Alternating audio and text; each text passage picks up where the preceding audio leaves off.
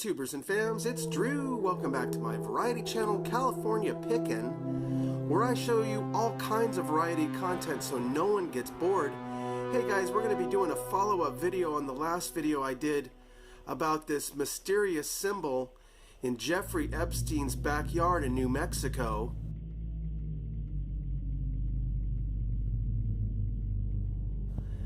And you saw me do a video on that. It's doing very well. Oh, by the way, thank you to all my new subscribers, everybody who's joined California Pickin'. The channel is growing fast, so hey, thanks so much. I want to just show my appreciation. And thank you for all your likes and shares, etc. But today we're going to be talking about this mysterious symbol again that seems to be in Jeffrey Epstein's backyard.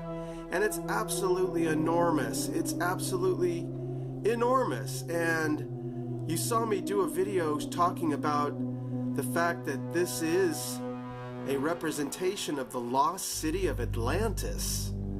And very fascinating indeed. Why does Jeffrey Epstein have a huge, mysterious representation of the lost city of Atlantis? Well, we're going to talk about that. Now, in my last video, you saw me talking about how this symbol couldn't be anything other than the lost city of Atlantis because it has the same amount of rings, the same design that Plato talks about back in the day. And by the way, I just had to make a couple corrections. I said Plato was not a fictitious writer, but that turns out to not be true. He did do these metaphorical stories that would leave some kind of moral of the story, but I guess, you know, I'm not a big Plato aficionado, so I didn't know that. But another thing is that this came from the Socratic dialogues, his dialogues with Socrates, from the Timidius and Cretius writings. He wrote about Atlantis. Now, it's just incredible. This Jeffrey Epstein case gets weirder by the moment. Every day goes by, I learn something else that's very weird and strange, and I'll be bringing you some of those. It's just too much to put in one video. But let's stay today just with this mysterious symbol, the lost city of Atlantis. And some of you guys chimed in, and I really appreciate your comments. This is on Google Earth we're looking at, and there doesn't seem to be any dates on Google Earth at when these satellite pictures were taken, so there's no real idea of when this picture was taken. Now, a couple of you wrote in the comments that you thought that this was a maze and or a helipad, and if you had watched the video, you probably would have heard me explain why it's not a maze or a helipad. And let's just do this today. Let's just talk about that. And then down the line in the video later on, I'm going to be telling you an amazing piece of information that I found out. And it's just amazing, guys. You got to stay tuned for this. You're not going to want to miss this. It's going to confirm that this indeed is a representation of the lost city of Atlantis. And you guys remember hearing me talk about how the lost city of Atlantis has often been talked about in reference to anti-gravity, electromagnetism, and electricity, etc., maybe being a power source or such, power grid, who knows. But yes, I do have information that's going to bolster my claim that this is the lost city of Atlantis, so stay tuned for that. So as I said, a couple of you said that this might have been a maze. I even addressed that in my video. I say that it's not a maze. And the reason it's not a maze, guys, is because these rings, if you're coming down this aisle row, it goes right to the center. You don't have to jog around anything. You don't have to get caught in a dead end or whatever. You just go straight into the center. That's why it's not an English hedgerow maze. In that case, the rings would have been offset. The opening would have not been there. You would have come through this opening right here and ran into another hedgerow, of which you had to go right or left, and one way would be a dead end, and the other way would get you to another entrance over here. and each of the rings would be offset, not like this. And we're going to show you some examples of some circular European hedgerow mazes so you can see the difference, as well as some drawings of it.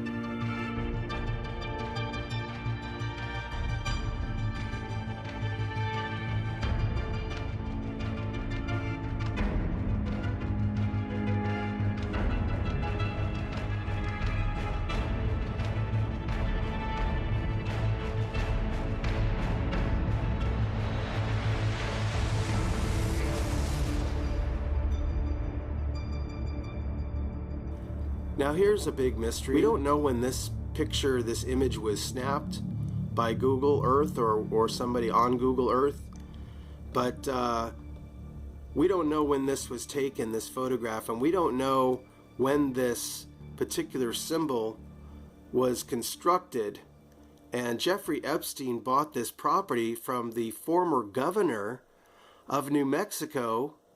His name is Bruce King, the King family. And his property surrounds this, what's called Zorro Ranch, which he sold to Jeffrey Epstein. And we don't know if the ranch came with this symbol already, and did Jeffrey Epstein at a later date plant rows of plants or hedges around these circles. And I'm going to show you a picture of that right now. Okay, so here we see another image of this strange, mysterious symbol, the lost city of Atlantis, and now there's hedgerows that appear to be 2 feet tall, possibly 2 feet tall. It's difficult to say, but maybe 18 inches tall, 2 feet tall. And now it's planted around the rings of the symbol.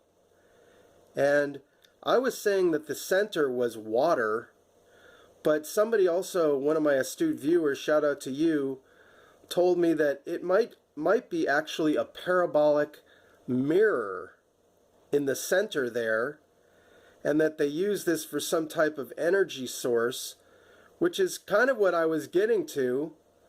Is this a particle beam weapon, guys? What the hell is this? In Jeffrey Epstein's backyard. Now, when I observed this image from another angle, I did look very closely at this center part, which I thought was water, and I did see some reflections in the background here of these shrubs. So it might actually be a parabolic mirror that's concave, and when it's hit by the sun, it forms a huge beam that would basically go up into the heavens for miles. And who knows, but I was getting to the fact that Atlantis was often spoken about in terms of electromagnetism and anti-gravity. They had the knowledge and experience of these lost technologies, anti-gravity, and that indeed the whole lost city of Atlantis, the structure, was an actual power generator, possibly a large battery. So you can certainly see that this is not a maze. If you just walk down this aisleway, you'd go right to the center. Notice that there aren't any benches like to sit down and reflect or meditate on. There are no benches there. There are no pool chairs. I don't think this is a huge jacuzzi, although it would be pretty cool, wouldn't it? But this is half his property, guys, on the level ground. I'm sure he owns much more in the desert here. But you can see that this is a huge house right there. And half his property is this strange, mysterious symbol in the backyard, guys. What would Jeffrey Epstein need this for? And at what point in time was this picture taken? And at what point in time was the circle built? Was it built by the former owner, Bruce King, and his family? Go look into them. They're an interesting group. And now other people might have commented and said that this is a heliport. I addressed that originally. it wouldn't make sense to land a helicopter on this circular thing, because a helicopter has a sled style not wheelbase, but that's what they land on, is like a sled. And why would you land a sled across this circle? There are no steps down. It doesn't make sense that it's a heliport. But other people said in the other version where it was on the ground and it was just flat, that it was a target for dropping huge bales of drugs from helicopters and or planes, which is a real interesting theory. So what do you guys think? This obviously has dimension now. You can see the shadow there. It's clearly visible. Did Jeffrey Epstein buy this house with this symbol in the backyard? And why would the Bruce King family know and care about the lost city of Atlantis and the possibility that it's a power source? Things that make you go, Now here's that incredible information that I promised you guys. The more you look into Jeffrey Epstein, you find out more stuff. You run down this rabbit hole. It just is so deep. Anyway, you remember how I was saying that the lost city of Atlantis is often spoken about in reference to anti-gravity, the secret of anti-gravity, possible electromagnetism, and or electricity? Well, I realized that when I was reporting to you and showing you that this was the lost city of Atlantis, it was kind of a stretch, but I knew the symbol was exactly that. And I had that crazy feeling. But yes, I agree, it was a stretch of the imagination. However, look what I found, you guys. This talks about, on this piece called The Verge, came out July 13th, that Epstein and he controlled and poured millions into research and institutions about scientific research, guys. Jeffrey Epstein fancied himself quite the little science buff. In fact, he liked to rub elbows with top scientists, researchers, tech guys, etc. And here's the smoking gun, guys. Here's what is going to vindicate and corroborate my story, that symbol indeed is the lost city of Atlantis. Listen to this. You remember how I mentioned that the lost city of Atlantis and the word gravity, anti-gravity? Well, listen to this. The biggest donation or event that Epstein threw is perhaps in 2006. He put together a conference dedicated to understanding what? Gravity. Oh my God, you guys. Like I said, it was a stretch of the imagination that was the lost city of Atlantis, and it has also been related to gravity, anti-gravity.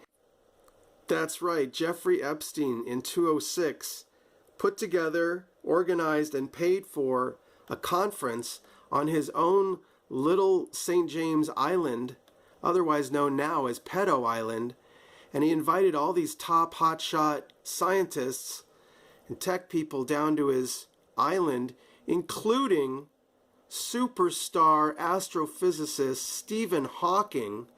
Right there, he was hosted by Jeffrey Epstein on his island, and I read that Jeffrey Epstein provided a submarine for Stephen Hawking to go down underwater for the first time before he died, which is great for Stephen Hawking. But what were they looking for? What was he cruising a little submarine down around, Jeffrey Epstein's island? Were they looking for Atlantis, or were they just out on a joyride?